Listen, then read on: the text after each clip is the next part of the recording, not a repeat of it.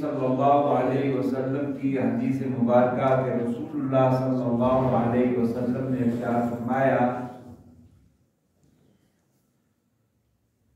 کہ رمضان المبارک کی خاص عبادت کہ جو پورے سال میں اور کسی مہینے میں نہیں ہے، وہ صرف رمضان ہی میں فرض ہے، وہ عبادت روزے کی عبادت ہے۔ اور اس وجہ سے رسول اللہ صلی اللہ علیہ وسلم کا یہ ارشاد گرامی کہ اگر ایک شخص جان بوجھ کر رمضان کا روزہ چھوڑ دیتا ہے، ترک کر دیتا ہے، کھا لیتا ہے، اور پھر اس کے بدلے وہ پوری زندگی روزہ رکھے، پوری زندگی وہ روزہ رکھے، تو رمضان کے اس ایک روزے کا مقابلہ نہیں کیا جا سکتا۔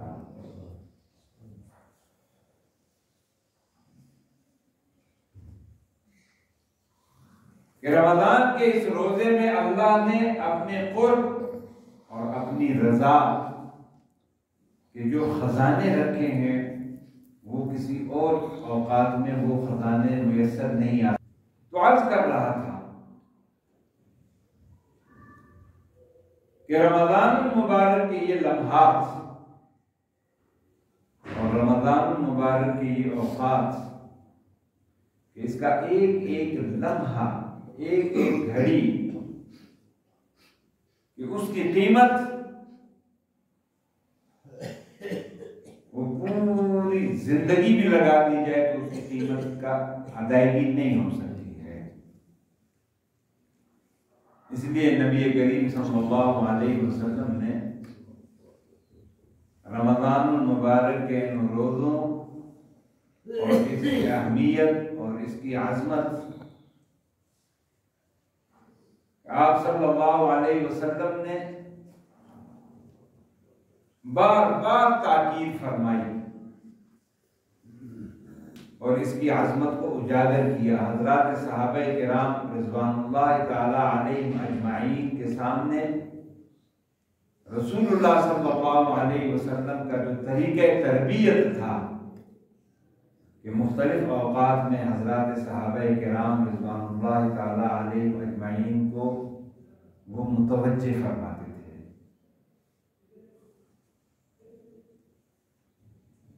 کہ جیسے کہ حدیث مبارکہ میں آتا ہے کہ ایک دن نبی کریم صلی اللہ علیہ وسلم تشریف لائے مسجد نبوی میں، تو آپ صلی اللہ علیہ وسلم نے دیکھا کہ حضرات صحابہ کرام آپس میں گپ شپ میں مصروف ہیں، اونچی آواز میں ہنس رہے ہیں، مذاق ہو رہا ہے۔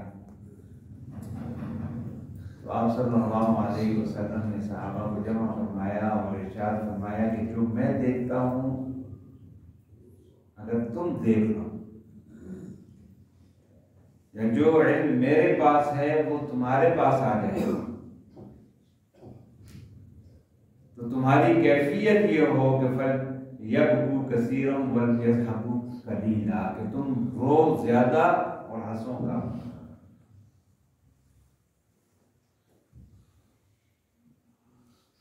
یقیناً رسول اللہ صلی اللہ علیہ وسلم کے پاس جو آخرت کے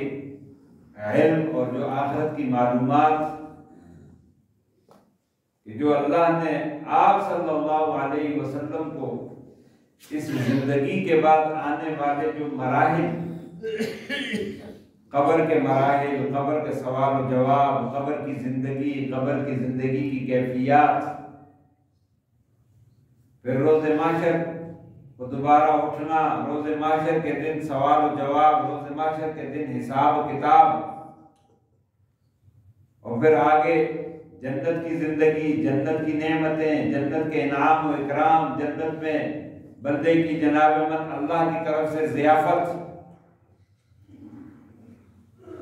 اور اگر غفلت کی زندگی گزاری ہے تو آگے جہنم کی زندگی اور جہنم کی سختی اور جہنم کی آگ،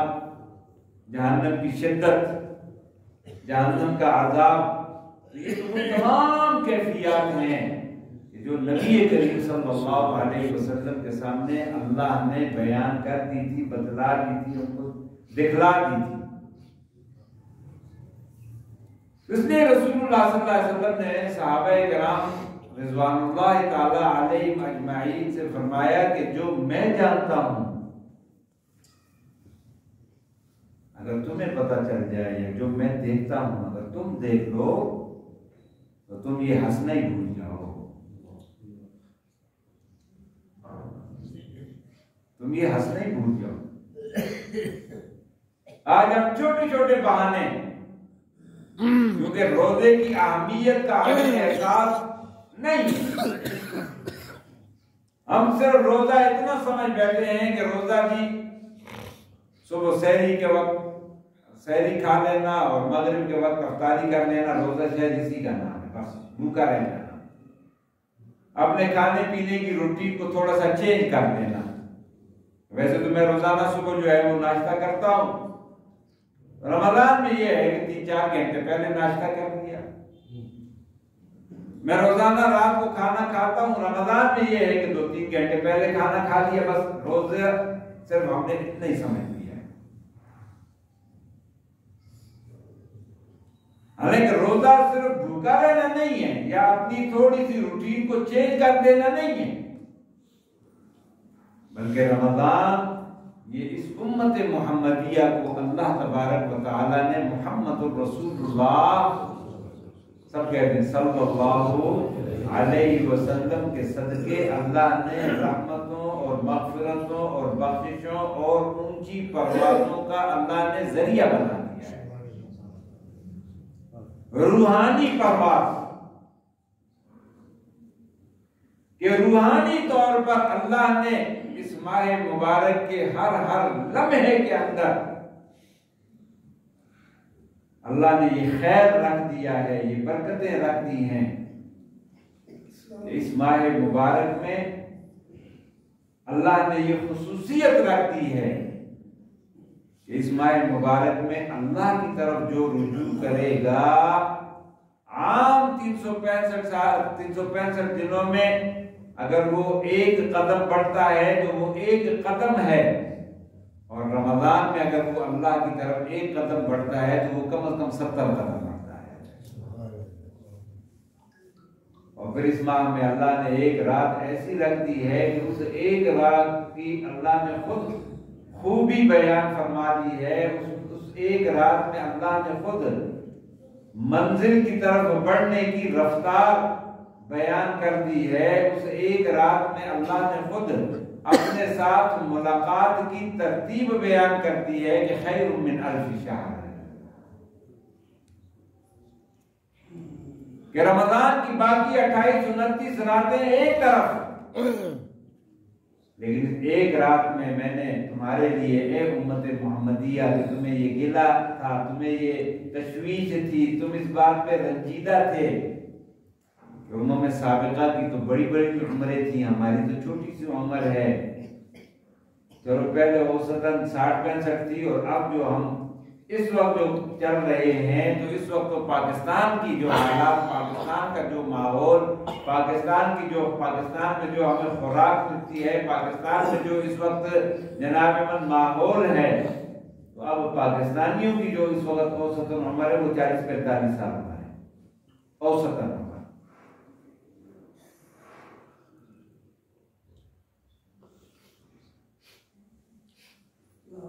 جیسے کہ حدیث مبارکہ میں آتا ہے کہ ایک دن اللہ کے صحابہ کرام بیٹھے ہوئے تھے اور امم سابقہ کی عمروں کا تذکرہ ہو رہا تھا، کہ ان کی عمریں 800 سال اور 1000 سال اور 600 سال اور 500 سال۔ تو صحابہ کے دل میں یہ بات آئی کہ کل قیامت کے دن تو وہ پھر ہم سے نمبر لے جائیں گے، کیونکہ عمر زیادہ تو عمل زیادہ، عمل زیادہ تو اجر زیادہ، اجر زیادہ تو اللہ کے مقام زیادہ۔ عام کلیت تو یہی ہے۔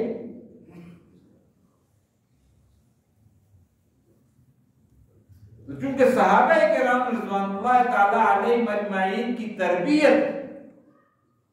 خود نبی کریم صلی اللہ علیہ وسلم نے اپنے خون جگر سے کی،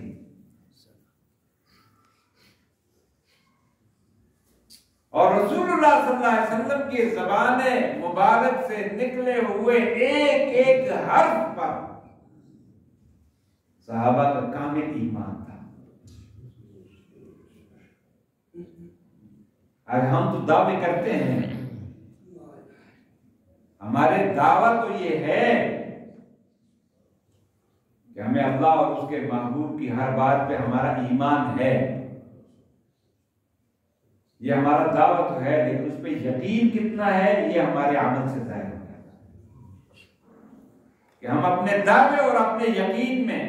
ہماری کتنی مطابقت ہے۔ لیکن صحابہ کی زندگیاں، صحابہ کا کردار، صحابہ کا یقین یہ تھا کہ نبی کریم صلی اللہ علیہ وسلم کی زبان مبارک سے جو کلمہ نکل گیا، کائنات اپنے محور سے ہٹ سکتی ہے، زمین و آسمان اپنے محور سے ہٹ سکتا ہے، لیکن محمد الرسول اللہ صلی اللہ علیہ وسلم کی زبان مبارک سے نکلا ہوا کلمہ اپنے مقام سے آگے پیچھے نہیں ہو سکتا۔ اس لیے حضرات صحابہ کرام رضوان اللہ تعالی علیہم اجمعین کا وہ انداز بھی وہ تھا کہ جو زبان مبارک سے سن لیا اس پہ کامل اور مکمل اور 100% اس کے اوپر عمل کر کے دکھا دیا۔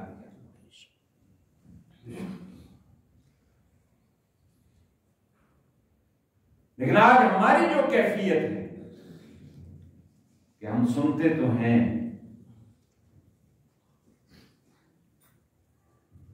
درس بھی سنتے ہیں، تقریریں بھی سنتے ہیں، سب کچھ سنتے ہیں، لیکن ہمارے عمل کی کیفیت کتنی ہے؟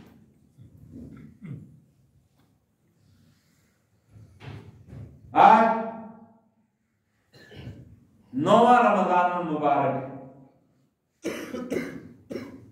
یہ 9 دن رمضان المبارک کے ہم پہ گزر گئے، ہم نے 9 دن تراویح بھی پڑھ لی، قرآن بھی سن لیا، روزے بھی رکھ لیے،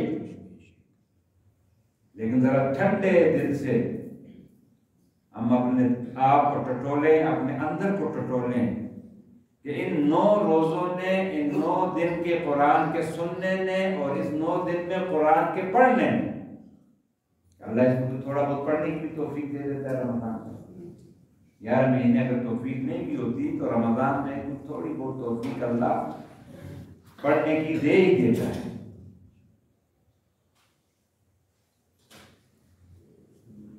تو رمضان کے یہ جو 9 دن میرے اوپر گزر گئے،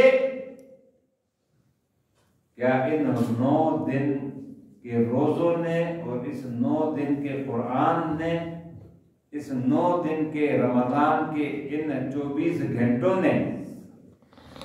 ہماری زندگی پہ کوئی اثر کیا ہے یا نہیں کیا ہے؟ ہماری سوچ پہ، ہماری فکر پہ، ہمارے اعمال پہ، ہمارے کردار پہ، ہمارے اخلاق پہ، ہمارے معاملات پہ، ہمارے گھریلو زندگی پہ، ہماری معاشرتی زندگی پہ، ہماری معاشی زندگی پہ، کیا یہ رمضان، یہ قرآن، کیا اس نے میری اور آپ کی زندگی میں کچھ بدلاؤ یہ لایا ہے یا نہیں لایا ہے؟ جیسے رمضان سے پہلے ہماری غفلت کی زندگی تھی، من چاہی زندگی تھی، اور رمضان کا یہ عشرہ مکمل ہونے کو ہے، اب بھی وہی من چاہی زندگی ہے یا کہ اس میں کوئی رب چاہی بھی آئی ہے یا نہیں؟ تھوڑا سا اس کا ہمیں اپنا تجزیہ کر لینا چاہیے، تھوڑا سا ذرا اپنا محاسبہ کرنا چاہیے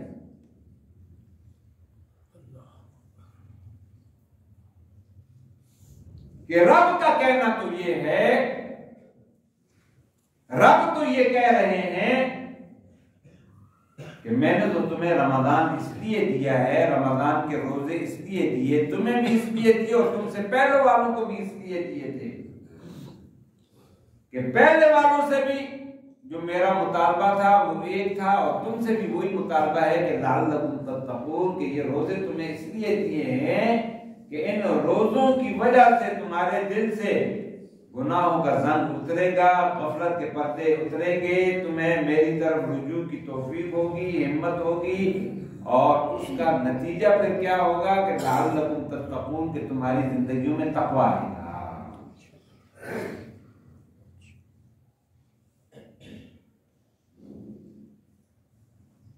یہ جو 9 دن ہم نے گزارے،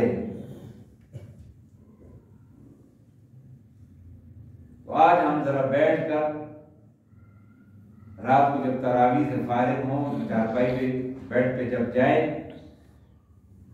تو 5 منٹ کے لیے صرف ہم اپنا تجزیہ کر لیں، اپنا جائزہ لے لیں کہ کیا یہ رمضان کے یہ لمحات جو مجھ پہ گزر گئے، ان کی کیفیت کیا ہے؟ آیا ان کی کیفیت وہ کیفیت ہے کہ جو نبی کریم صلی اللہ علیہ وسلم نے فرمایا کہ من صام رمضان ایمانا و احتسابا غفر له ما تقدم من ذنبه ومن قام رمضان ایمانا و احتسابا غفر له ما تقدم من ذنبه۔ اس کی ایک کیفیت رمضان کی رسول اللہ صلی اللہ علیہ وسلم نے یہ بیان فرمائی کہ رمضان کی ایک کیفیت یہ ہے، ایک صورت یہ ہے کہ جو رمضان کے روزے رکھے گا ایمان و احتساب کے ساتھ اور رات کا قیام کرے گا ایمان و احتساب کے ساتھ، رسول اللہ صلی اللہ علیہ وسلم نے خوشخبری دی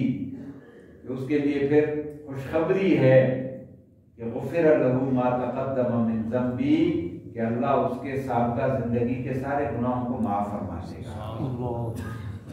ایک کیفیت رمضان کی یہ ہے، اور دوسری کیفیت خود نبی کریم صلی اللہ علیہ وسلم نے ارشاد فرمائی کہ رسول اللہ صلی اللہ علیہ وسلم نے فرمایا کہ تم میں سے بتیرے اور روزے رکھنے والے ایسے ہیں کہ ان کے سوائے بھوکے اور پیاسے رہنے کے اور ان کو کوئی حاصل نہیں ہے، اور بتیرے رات کو قیام کرنے والے ایسے ہیں کہ سوائے تھکاوٹ کے ان کو کوئی حاصل نہیں ہے۔ تو یہ دونوں کیفیات ہیں، ایک رمضان وہی ہے،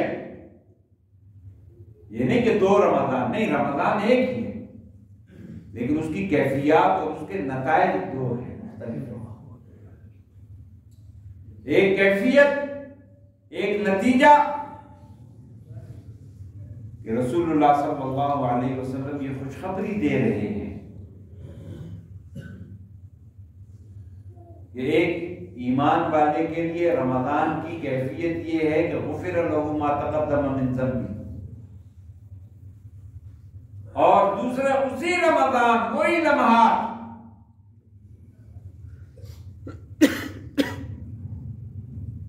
کہ اس کے لیے سوائے بھوکے پیاسے اور تھکاوٹ کے اور اللہ کے ہاں اس کے لیے کوئی بدلہ نہیں ہے۔ یہ 2 کیفیتوں میں تفریق کیوں ہے؟ جیسے کہ نبی کریم صلی اللہ علیہ وسلم کے ارشاد گرامی ہے، رسول اللہ صلی اللہ علیہ وسلم نے فرمایا کہ للصائم فرحتان، کہ روزے دار کے لیے دنیا کی بھی خوشیاں ہیں اور آخرت کی بھی خوشیاں ہیں۔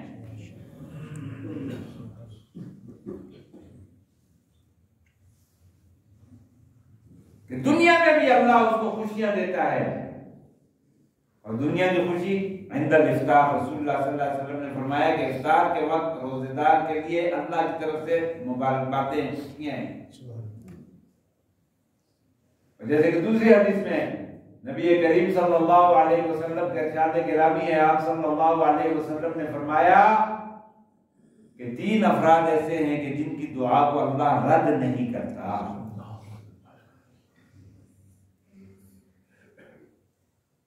اور ان 3 افراد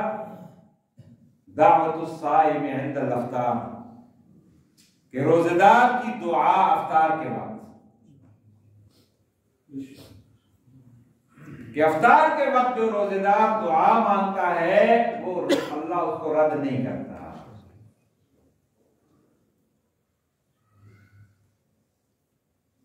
اور للصائم فرحتان کے جو حدیث مبارکہ رسول اللہ نے بیان فرمائی کہ روزے دار کے لیے 2 فرحتیں ہیں، 2 خوشیاں ہیں، دنیا کی بھی خوشیاں کہ دنیا کی خوشی افطار کے وقت، اور آخرت کی خوشیاں کہ اللہ کے ملاقات کے وقت۔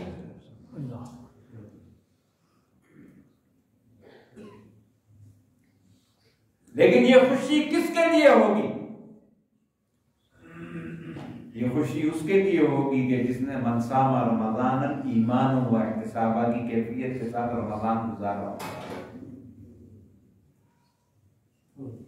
کہ اپنے آپ کو لایانی امور سے، گناہوں سے، اللہ کی ناراضگی سے اپنے آپ کو بچایا ہوگا، اپنے آپ کو اللہ کے ناراض ہونے والے تمام کاموں سے بچا کر اللہ کو راضی کرنے والے کاموں میں لگایا ہوگا، تو یہ خوشیاں پھر اس کے لیے ہے۔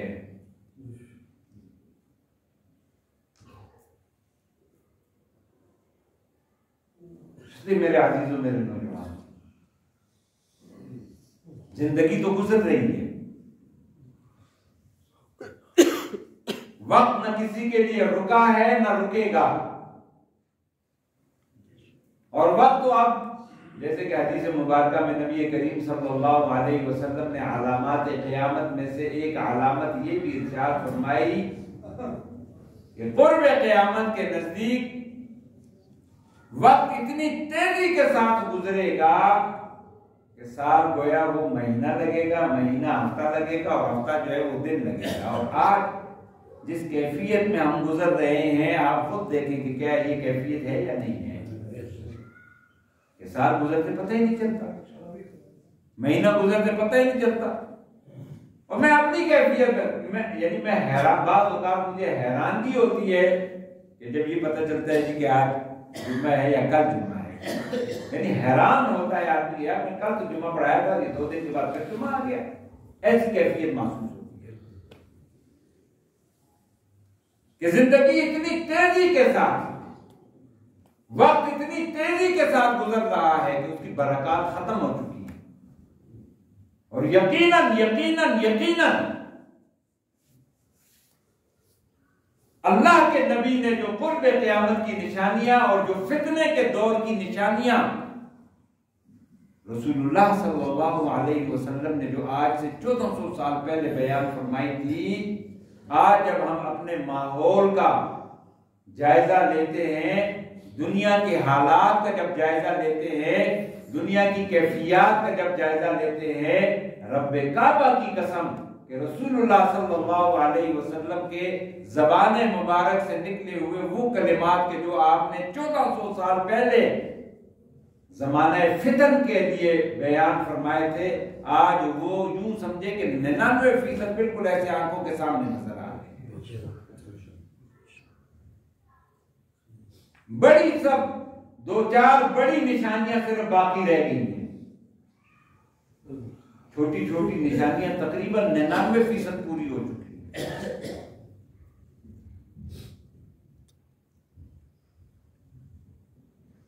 چند بڑی نشانیاں رہ گئی، امام مہدی کا آنا، دجال کا آنا، حضرت عیسیٰ علیہ السلام کا نزول ہونا، یہ وہ بڑی نشانیاں چل رہی ہیں۔ باقی تقریباً اور دنیا کا ماحول اور دنیا کے حالات بھی اب تکوینی طور پر ایسے بن رہے ہیں اور اپنے انجام کی طرف جا رہے ہیں۔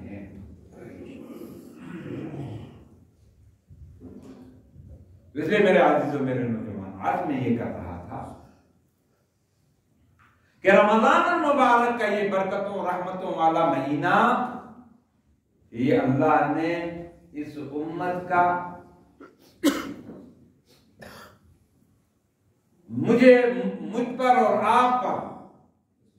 نبی کریم صلی اللہ علیہ وسلم کی رحمت للعالمینی کے صدقے کہ اللہ نے یہ مہینہ ہمارے لیے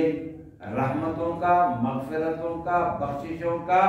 اور اونچی پرواز کا اللہ نے یہ مہینہ بنا دیا ہے۔ اس میں تم کرو پرواز، جتنی پرواز کرنا چاہتے ہو، جتنا میرا قرب حاصل کرنا چاہتے ہو، جتنا میرے قریب آنا چاہتے ہو، جتنا مجھ سے مغفرتوں کے فیصلے کروانا چاہتے ہو، آؤ کہ تمہارا وہ گلہ، وہ شکوہ کہ جو حضرات صحابہ کرام رضوان اللہ تعالی علیہ مجمعین نے کیا کہ یا رسول اللہ امم سابقہ کی تو عمریں بڑی لمبی لمبی 800 سال اور 1000 سال اور 1200 سال، اور ہماری تو چھوٹی چھوٹی عمریں، تو کل قیامت کے دن تو وہ ہم سے آگے کو نکل جائیں گے۔ تو اللہ نے اپنے محبوب کے صدقے اس امت کو یہ انعام دے دیا، اس امت کو یہ رمضان دے دیا، اور اس امت کی ایسی مخصوص چند راتیں دے دی کہ وہ ایک رات ایک طرف اور 83 سال کی بے ریا عبادت دوسری طرف ہو، تو وہ 83 سال کی عبادت اس ایک رات کا مقابلہ نہیں کر سکتی۔ لیکن پھر بھی اگر ہم غفلت کی زندگی گزارے ہیں، پھر بھی ہم اپنے رب کریم کی طرف متوجہ نہ ہوں، پھر بھی ہم اس کی لگائے ہوئے لوٹ سیل کے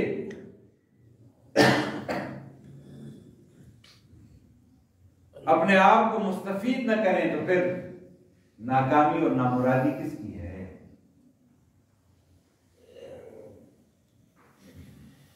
اس لیے میرے عزیزوں، میرے نوجوان، یہ ماہ مبارک کہ جیسے کہ نبی کریم صلی اللہ علیہ وسلم کے ارشاد گرامی ہے کہ رسول اللہ صلی اللہ علیہ وسلم نے فرمایا،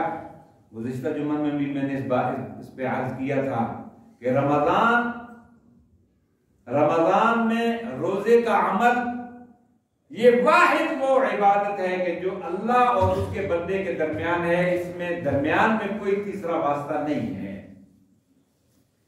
اور یہ واحد وہ عبادت ہے کہ جس کا خود رب کائنات نے یہ اعلان کیا ہے کہ اس کا کل قیامت کے دن میں خود بدلہ دوں گا، یا میں خود اس کا بدلہ بنوں گا، اور کسی عبادت کے بارے میں وعدہ نہیں ہے۔ لیکن رمضان کے بارے میں اس رب کریم کا یہ وعدہ ہے کہ رمضان کا روزہ اگر تم نے میرے بتائے ہوئے اور میرے محبوب کے بتائے ہوئے طریقے کے مطابق کہ اپنے آپ کو گناہوں سے بچا کے، گناہ کے امور سے بچا کے، اگر تم نے اپنے اس رمضان کے لمحات کو گزار دیا، تو اس رمضان کا پہلا نتیجہ،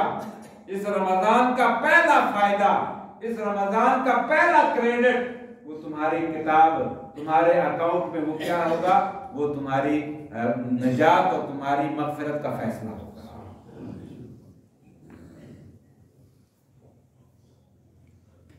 اس لیے نبی کریم صلی اللہ علیہ وسلم کا یہ فرمان کہ رمضان المبارک، یعنی رمضان کی سب سے خاص عبادت وہ روزہ،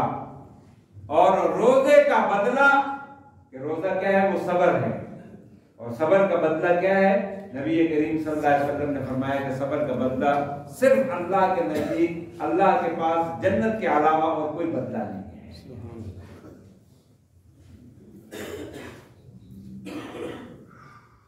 کہ روزے میں جب بندہ اللہ کے حکم کے مطابق، حرام تو چھوڑنا ہی ہے، ہر حال میں چھوڑنا ہے، مسلمان کی تو شان یہ ہے، مسلمان کی تو قدر و منزلت یہ ہے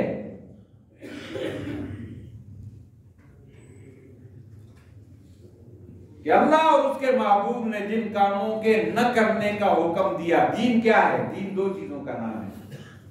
کہ اللہ اور اس کے محبوب نے جن کاموں کے کرنے کا حکم دیا اس کا کرنا یہ دین، اور جن کاموں سے منع کیا ہے اس کا نہ کرنا یہ دین ہے۔ بس مختصر۔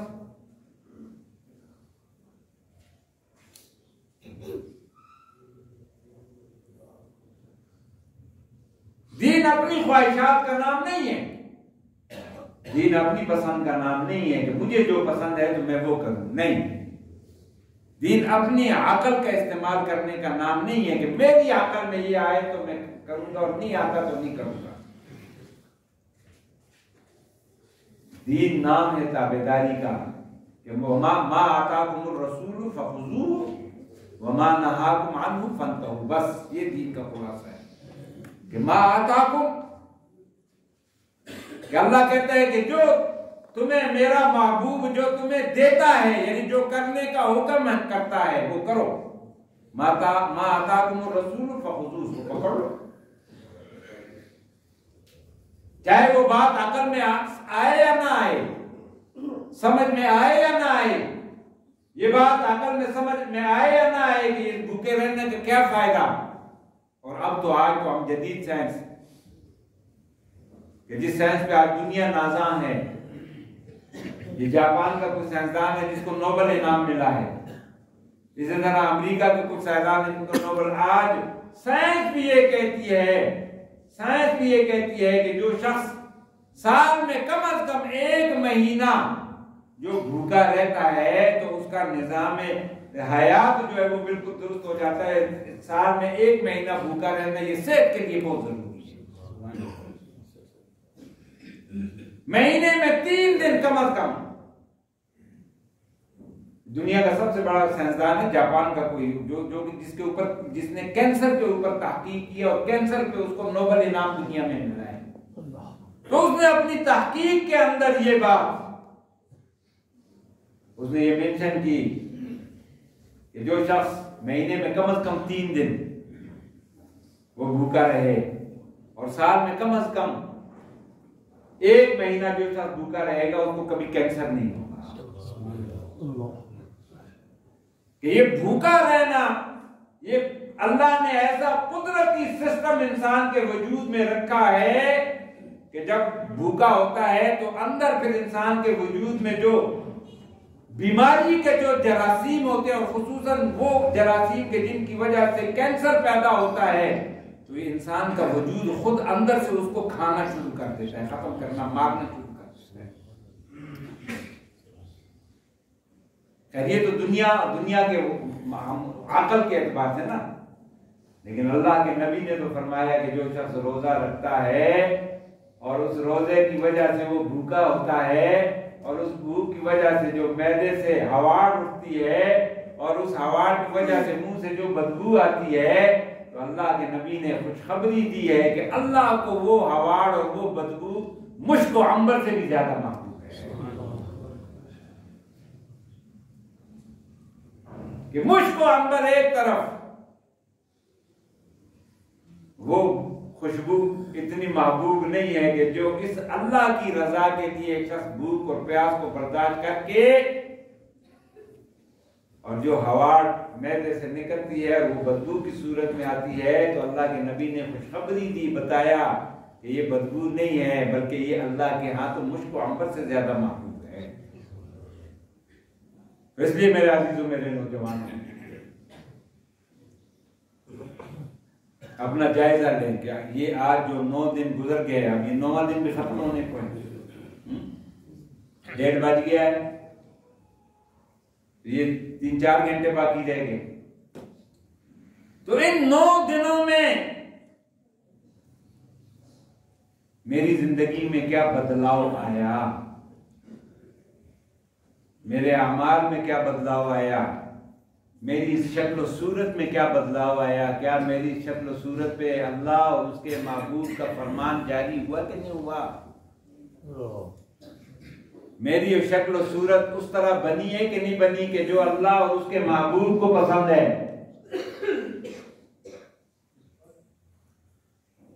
اللہ کو کون سی صورت پسند ہے؟ بولے نا، لاڈ نکالے اور کرزن والی صورت پسند ہے۔ اللہ نے کلین شیپ کی، یہ کلین شیپ بھی ملے گا، اللہ دے گا جنت میں۔ دین تو نام اسی چیز کا نا کہ جو دیا اس کو مان لو، بس۔ کلین شیپ کا بڑا شوق ہے تو جو ابدی زندگی ہے نا، ابدی زندگی، ہمیشہ ہمیشہ کی زندگی، وہاں کی زندگی کلین شیپ کی زندگی ہوگی، وہاں کلین شیپ کریں گے، وہاں کی زندگی جوانی کی زندگی ہوگی، نہ وہاں بیماری ہوگی، نہ وہاں بھوک ہوگی، نہ وہاں پیاس ہوگی، نہ یہ جی سر میں درد ہو رہا ہے، نہ جی ٹانگوں میں درد ہو رہا ہے، نہ جی شوگر ہے جی، اور جی بلڈ پریشر ہے جی، کچھ بھی نہیں ہوگا۔ لیکن وہ کب ملے گی؟ جب اس زندگی کو، یہ جو چند دن کی، چند منٹ کی، چند لمحوں کی جو زندگی ہے، اس کو اللہ اور اس کے رسول کے حکموں کے مطابق گزار لو گے، یہاں رب چاہی زندگی گزارو گے تو وہاں پھر من چاہی زندگی ملے گی۔ من چاہی زندگی وہاں پہ ہے، یہاں نہیں ہے، کیونکہ یہ زندگی جو ہے یہ امتحان ہے، اور وہ زندگی جو ہے وہ ابدی ہے، اور اس کے لیے خود رب نے اعلان کیا ہے، خود رب کا اعلان ہے کیا؟ وہاں کی زندگی وہ من چاہیے ہوگی، وَلَكُمْ فِيهَا مَا تَشْتَهِي أَنفُسَكُمْ، کہ وہ جنت کی زندگی کیسی ہوگی؟ مَا تَشْتَهِي، جس چیز کا خیال کرو گے، جس چیز کی تمنا کرو گے، جس چیز کا خیال دل میں آئے گا، اللہ وہ پورا کر دے گا۔ وہ ہے من چاہی زندگی، وہاں اپنی من کی زندگی ہوگی جو طبیعت چاہے گی، لیکن وہ من کی زندگی تب ملے گی جب یہاں رب کی زندگی گزاریں گے۔ یہ شرط یاد رکھنا، یہ شرط ہے۔ ایسا نہیں ہوگا کہ یہاں ہم کہیں کہ من چاہی زندگی گزاریں، اپنی خواہش کی زندگی گزاریں، اپنی پسند اور ناپسند کی زندگی گزاریں، اور آگے اللہ بڑا کریم ہے، اللہ یقیناً کریم ہے، اللہ یقیناً رحیم ہے، لیکن اللہ عادل بھی ہے۔ اس لیے میرے عزیزوں نوجوانوں، ابھی بھی موقع ہے ہمارے پاس کہ ابھی بھی ہم اپنی زندگی کا جائزہ لے کے، اپنے اعمال کا جائزہ لے کے، اپنے معاملات کا جائزہ لے کے ہم تھوڑا سا موازنہ کر لیں کہ یہ جو 24 گھنٹے کی زندگی میں گزار رہا ہوں، اس میں رب چاہی زندگی کتنی ہے اور من چاہی زندگی کتنی ہے۔ اور اگر رب چاہی زندگی غالب ہے تو اللہ کا شکر ادا کریں، اور اگر من چاہی زندگی غالب ہے تو پھر فکر کریں۔ اللہ کی فکر کی توفیق۔